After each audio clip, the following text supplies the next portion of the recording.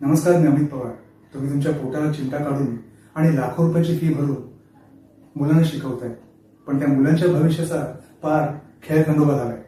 एकीकडे देशभरात नीट परीक्षेचे पेपर्स फुटत आहेत, तर दुसरीकडे सीबीएसई म्हणजेच केंद्रीय माध्यमिक शिक्षण मंडळाच्या त्रुटींमुळे, खरं तर भ्रष्ट कारभारामुळे तब्बल 93 लाख विद्यार्थ्यांच्या गुणांशी आणि वैयक्तिक माहितीसोबत उघडपणे छेडछाड केली जात आहे. आधीच ब्लॅकलिस्टेड असलेल्या कोएम्प्ट एज्युटेक सारख्या खाजगी कंपनीला कोट्यवधींचे टेंडर मिळवून देण्यासाठी सीबीएसईने स्वतःच्याच नियमांमध्ये तब्बल 15 वेळा फेरबदल केले. सार्थक सिद्धांत आणि निसर्ग अधिकारी यांसारख्या अवघ्या 19 वर्षांच्या विद्यार्थ्यांनी यंत्रणेचा हाच भ्रष्टाचार चव्हाट्यावर आणून सर्व सृष्टी भरून सोडली आहे. त्यामुळे देशात प्रतिष्ठित समजल्या जाणाऱ्या सीबीएसईच्या कारभाराचे पुरते धिंडवडे निघाले आहेत. देशभरात विद्यार्थ्यांच्या आयुष्याची राख रांगोळी होत असताना पंतप्रधान नरेंद्र मोदींना मात्र मन की बात मध्ये यावर एक शब्दही बोलायचा वाटला नाही. त्यांना काळजी आहे आंबे कसे खावे आणि उन्हाळ्यात कैरीचं पन्ह कसं प्यावायचे. लाखो मुलांची स्वप्न धुळीत मिळत असताना इतके शांत बसणारे स्थितप्रज्ञ पंतप्रधान लाभणं हे आपलं भाग्य की दुर्दैव. साथियों, गर्मी आते ही एक और चर्चा हर घर में शुरू हो जाती है और वो है आम.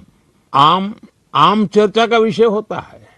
भारत में शायद ही कोई घर होगा जहां गर्मियों में आम की बात न होती हो. हर इलाके का अपना आम, अपना स्वाद, अपनी खुशबू. महाराष्ट्र और कोंकण का हापुस, अल्फांसो, गुजरात का केसर, यह तो आमरस की जान है. उत्तर प्रदेश का दशहरी और मेरी काशी का लंगड़ा. वैसे लंगड़ा आम की एक खास बात होती है, पकने के बाद भी उसका रंग कई बार हरा ही रहता है. बिहार का जर्दालू, जिसकी खुशबू दूर से पहचान में आ जाए. क्या बात है सर, क्या बात है सर, क्या बात, ये बात है. अरे सर, क्या बात है. माझं सर्वांना, विशेषतः पालकांना एक नम्र आवाहन आहे की हा व्हिडिओ तुम्ही शेवटपर्यंत पहा. हा वाद आता गल्लीपासून दिल्लीपर्यंत पोहोचला आहे. कालच काँग्रेसने अधिकृत पत्रकार परिषद घेऊन असा आरोप केला की विद्यार्थ्यांच्या उत्तरपत्रिका चक्क मोबाईल फोनने स्कॅन केल्या गेल्या. टेंडरचे नियम बदलून खासगी कंपनीचा फायदा कसा केला याचे पुरावे आता राष्ट्रीय पातळीवर चव्हाट्यावर आले आहेत. राष्ट्र में क्या हो रहा है, अब उस पर थोड़ा नजर डालते हैं. लगातार एक के बाद एक पेपर लीक की घटनाएं हम रोज देखते हैं. आत्महत्याएं होती हैं, नौजवानों की आत्महत्याएं होती हैं. सीबीएसई में बड़े बड़े इन्वेस्टिगेटर्स जो नहीं कर पाए, सीबीएसई जो खुद नहीं कर पाई, एक 19 साल के बच्चे ने, एथिकल हैकर ने पूरा सिस्टम आप सबके सामने खोलकर रख दिया. स्कूली शिक्षा, सीबीएसई जिसको लोग प्रतिष्ठित मानते थे, अब बात स्कूलों तक आ गई है. आप लोग क्या चाहते हो मोदी जी, कि बोर्ड एग्जाम्स में घपला, फिर कॉम्पिटिटिव एग्जाम्स में घपला, फिर एम्प्लॉयमेंट में बीपीएससी जैसी सर्विस कमीशंस में घपला. आप चाहते क्या है कि नौजवान आपके लिए तैयार हो जाएं, वो अनपढ़ रहें, वो जाहिल रहें, बेरोजगार रहें और संघ की शाखाओं में जाएं और हमारे त्योहारों पर मस्जिदों के सामने डीजे पे नाचें. यही चाहते हैं आप. If there is one manufacturing sector which is doing well in this country, it is the manufacturing of these foot soldiers for RSS, whose future is being destroyed deliberately so that they can dance to the tune of DJ outside mosques and polarize the society. Is this what you want? If you want this, you're doing very well. फिर अगस्त 2025 में 2 companies ने qualify किया, TCS और ये कोएम्प्ट एड्यूटेक. कोएम्प्ट एड्यूटेक जिसके बारे में मैंने अभी एक सवाल उठाया, कि धर्मेंद्र प्रधान जी आपसे इनका क्या रिश्ता। और भाजपा के बाकी नेता भी बता दें, खुद ही बता दें। अगस्त 2025 में जो टेंडर आया, इसमें ये 2 कंपनीज क्वालिफाई की। टीसीएस तो साइड में हो गया, कोएम्प्ट एड्यूटेक सामने आ गया। उसको क्वालिफाई करवाने के लिए जो स्टैंडर्ड्स होने चाहिए, जो पैरामीटर्स होने चाहिए, जो क्राइटेरिया होना चाहिए, उस सबको हल्का कर दिया गया, डाइल्यूट कर दिया गया। क्यों? ताकि कोएम्प्ट को लाया जा सके, उसको यह ठेका दिलवाया जा सके। क्या क्या काम किया, क्या क्या डाइल्यूट किया, वो आप सुन लीजिए। जो डीपीआई एक प्रिंट क्वालिटी होती है, वो 300 होनी चाहिए थी, टेंडर की कंडीशन थी, उसको घटा के 200 कर दिया। क्यों? ताकि कोएम्प्ट को लाभ पहुंचाया जा सके, उसको क्वालिफाई करवाया जा सके। जो स्कैन क्वालिटी की मैं बात कर रहा हूं, जो एक कंपलसरी चीज थी, रोबोटिक हाई स्पीड स्कैनर, बड़ा महत्वपूर्ण चीज है। ये मैंडेटरी था। मई 2025 जो पहला टेंडर था, उसमें भी ये मैंडेटरी था। Mandated robotic high speed scanning system with spine preserved handling of answer books and a minimum resolution of 300 DPI। ये बड़ा क्लियर था और उसमें टीसीएस क्वालिफाई कर गया था। लेकिन कैसे करें साहब, कोएम्प्ट को दिलवाना है तो सबसे पहले तो ये हटाया कि साहब robotic high speed scanning system हटा के स्कैनर। पास परफॉर्मेंस का क्राइटेरिया था, फाइनेंशियल वीकनेस का क्राइटेरिया था, वो सब हटा दिया गया। एक्सपर्ट्स, बहुत सारे अध्यापकों की चेतावनियों को क्यों नजरअंदाज किया? उन्होंने 36 बिंदु आपको बताए थे कि इन बिंदुओं पे ये इवैल्यूएशन सिस्टम गड़बड़ है। आपने उसको नजरअंदाज किया और 18.5 लाख बच्चों का भविष्य अंधकार में झोंक दिया। नंबर 2 कि who ordered the dilution of CBSE tender norms by reducing scan quality standards, removing mandatory robotic scanners and weakening cyber security safeguards before awarding the contract? ये किसके आदेश पे हुआ? आखिर एक कंपनी को लाभ पहुंचाने के लिए आपने नियम लगातार क्यों बदले? क्या रिश्ते हैं उस कंपनी के भारतीय जनता पार्टी के इकोसिस्टम के साथ? What are the financial dealings of the BJP leaders with कोएम्प्ट? Bharatiya Janata party के नेताओं के, धर्मेंद्र प्रधान के कोएम्प्ट नाम की कंपनी, कोएम्प्ट एड्यूटेक नाम की कंपनी के साथ क्या रिश्ते हैं कि उसको टीसीएस से भी ऊपर आपने तरजीह दी, तवज्जो दी, उसको प्रेफरेंस दिया? क्या कारण है? जबकि उसका रिकॉर्ड बहुत शेडी है। It has a very shady track record. 2019 in Telangana they were caught red handed. तब उस कंपनी का नाम कुछ और था, फिर इन्होंने नाम बदला, ग्लोबरेना नाम था। फिर ग्लोबरेना से ये आ गए कोएम्प्ट एड्यूटेक पे। नीट, यूजीसी नेट, सीयूईटी और अब सीबीएसई। और आपने यूजीसी की फंडिंग पूरी खींच ली, स्कूल्स बंद हो रहे हैं, पूरा भारत का शिक्षा तंत्र धकेल रहे हो आप एक गड्ढे में। क्यों धकेल रहे हो? कारण क्या है? या वर्षीच्या 12वीच्या निकालापासून या प्रकरणाला सुरुवात होते। अनेक हुशार विद्यार्थ्यांना अचानक अत्यंत कमी गुण मिळाले। काहींच्या उत्तरपत्रिकेवर तर चक्क दुसऱ्याचे हस्ताक्षर दिसून आले। हा नेमका काय प्रकार आहे याचा तपास लावण्यासाठी मग पश्चिम बंगालमधील सिलिगुडीचा 19 वर्षांचा एथिकल हॅकर निसर्ग अधिकारी याने सीबीएसईच्या डिजिटल मूल्यांकन प्रणालीचा अभ्यास सुरू केला। रांची येथील 12वीचा विद्यार्थी आणि ब्लॉगर असलेल्या सार्थक सिद्धांत आणि निसर्ग अधिकारी यांनी मग यामागे नेमकं काय काळबेर आहे त्याचा छडा लावला। त्यातून ही यंत्रणा भ्रष्टाचाराने आतून किती पोखरली गेली आहे याचं धक्कादायक वास्तव समोर आलं।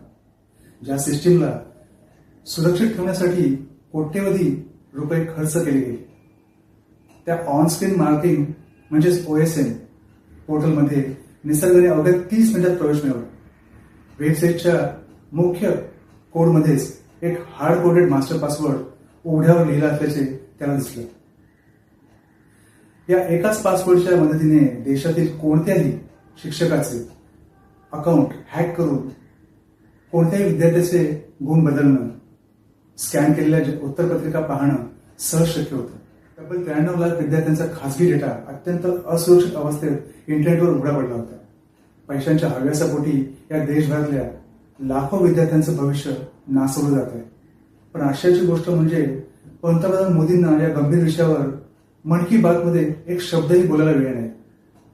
नरेंद्र मोदींनी आपली 12 वर्षांची कारकीर्द 26 मेला पूर्ण केली. 31 मेला त्यांनी 134 वेळा आपल्या मनातलं जनतेला सांगितलं. 12 वर्ष जनता महागाई आणि बेरोजगारीच्या वनवासात होरपळत राहिली. पण साहेबांनी कधीही त्यांच्या वेदनांची जनकी बात ऐकलीच नाही. त्यांना विद्यार्थ्यांच्या भवितव्यापेक्षा देशातील आंब्याच्या जाती, त्यांचं सरबत कसं करायचं आणि आंबा कापून खायचा की चोखून खायचा असल्या गोष्टींवर जास्त रस आहे. हेच का आपल्या देशाचं नेतृत्व? हा एक तांत्रिक घोळ नव्हता, तर यामागे कोट्यवधी रुपयांचा टेंडर घोटाळा लपला होता. सार्थक सिद्धांत याने सरकारी पोर्टलवरील सीबीएसईच्या टेंडर कागदपत्रांची कसून तपासणी केली.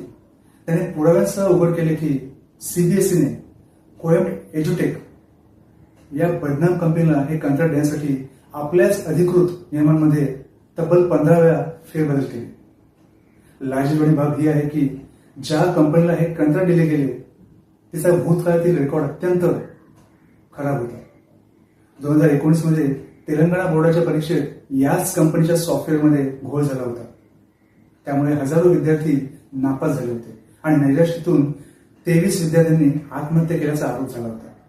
My name is Sarthak Siddhant. I'm a class 12 student. I just graduated class 12 this year, and I have wrote a blog that compares the tender documents of CBSE, and I have uploaded it and I have published it, and I have just compared both of them, and I found some discrepancies, and yes, that's pretty much it. Like there were at least 15 discrepancies as per my blog. Let me give a background about COEMT. I think we all have a background about COEMT. That COEMT was named as Globalina, and they have a very shady background. 23 students killed themselves because of COEMT.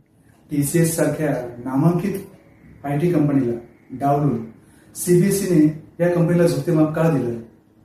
त्यामागे नेमकं कोणाकोणाचे हात ओले झाले आहेत या प्रश्नाचं उत्तर आज देशाला हवं. सर्वात निर्लज्जपणाचा कळस म्हणजे सीबीएसईचं नग्न सत्य सर्वांसमोर आल्यानंतर तरी शिक्षण मंडळाने स्वतःची चूक सुधारली पाहिजे होती, पण तसं झालं नाही. याउलट सिस्टीममधील त्रुटींवर सोशल मीडियावर प्रश्न विचारणाऱ्या विद्यार्थ्यांना IT सेल आणि ट्रोलर्सकडून टार्गेट करण्यात आलं. या विद्यार्थ्यांना इंटरनेटवर अँटी नॅशनल, देशविरोधी, पाकिस्तानी आणि विदेशी एजंट म्हणून त्यांचा मानसिक छळ करण्यात आला. स्वतः विरोधी पक्षनेते राहुल गांधी यांनी जेव्हा दिल्लीत या पीडित विद्यार्थ्यांची भेट घेतली तेव्हा विद्यार्थ्यांनी उद्वेगाने सांगितले, सर, आम्ही फक्त आमच्या हक्काच्या उत्तरपत्रिका मागत होतो, पण अचानक आम्हाला देशाचे शत्रू ठरवले गेले. खरोखर विचार करण्याची गोष्ट आहे. ज्या विद्यार्थ्यांनी किडलेल्या सिस्टीम विरोधात आवाज उठवला त्यांना थेट देशद्रोही ठरवण्यात आलं. They started calling us anti-national and Pakistani. 17 साल के डीप स्टेट एजेंट्स. भैया दिखाओ, टेररिस्ट के चेहरे दिखाओ जरा.